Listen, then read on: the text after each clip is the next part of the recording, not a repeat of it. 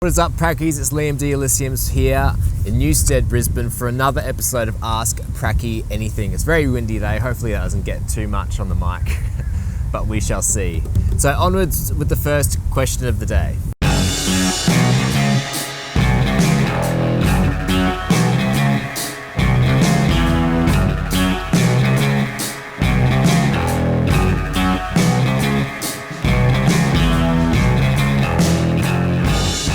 What do I do if I feel like I'm experiencing workplace bullying on Prac?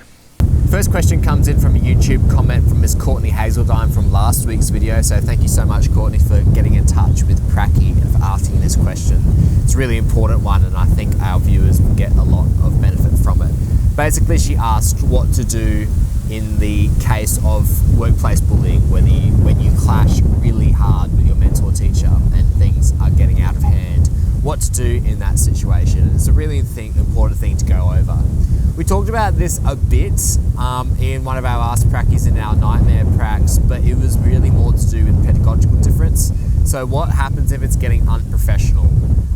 I think the key to this is communication in two ways. The first way is make sure that you take it out of your hands and don't put the weight on your shoulders, and chuck it over to university and make sure that they're doing their job properly. The university supervisors, when I started uni, was more send me your reports and that's it, whereas now they're getting more and more pastoral care kind of roles in terms of your pre-service teacher experience. So I think send the ball back to their court and make sure that they do a lot of work for you, and make sure that you know what they can do for you in the circumstance that something like this happens.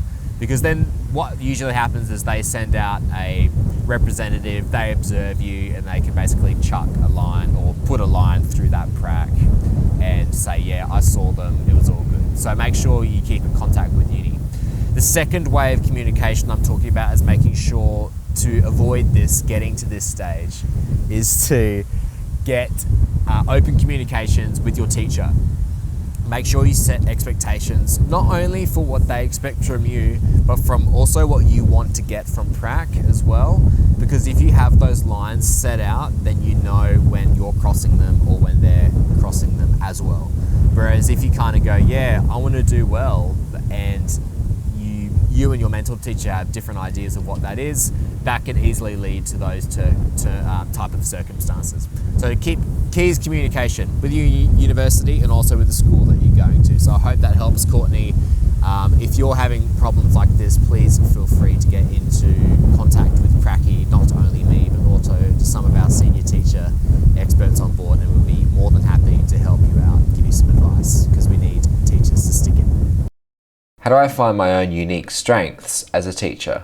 Second question comes from a DM from Instagram. It basically asked, how do I find my strength as a teacher? This particular person was quite small in stature, so shall we say, and didn't want to be, and maybe her mentor teachers was like a 6'2" guy, and obviously they can't see those strengths. I can come from a similar vein because my first prac teacher was like a mum to her students. She was a real mother ducky.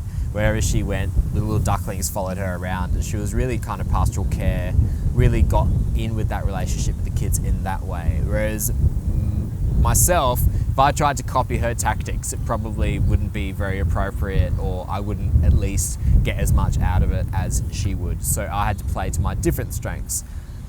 The key to this is not trying to be your mentor teacher. The key of their mentor teacher is to get you to find your own sense of what you are as a teacher. It's not to copy them exactly.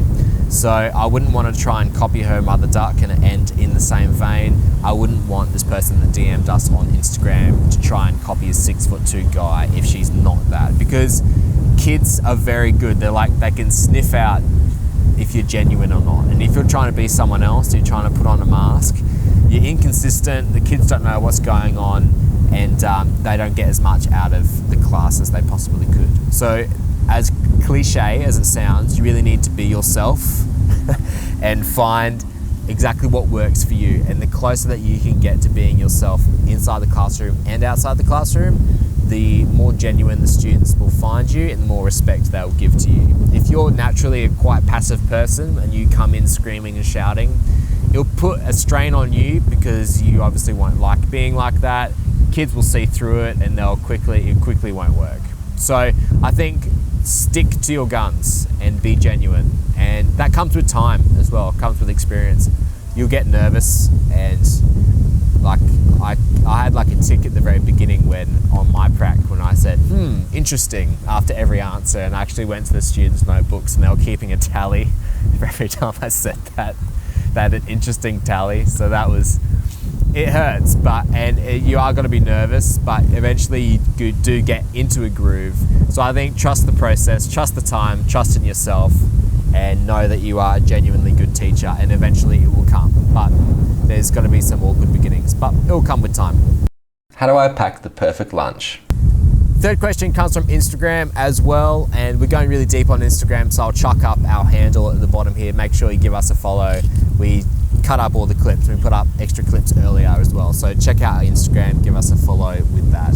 The question actually was, how do I pack a perfect lunch? May seem small, but it is quite a big thing, because I know on my pracs, sometimes that lunch bell was a real solace, a real saving grace. Sometimes you have a really crappy class and you've planned it all night and then you execute it and it doesn't work. And you just need to kind of clinch, take a few minutes to regain composure and then go back and face it all over again. And if you've got a crappy lunch, it doesn't help that as much as possible.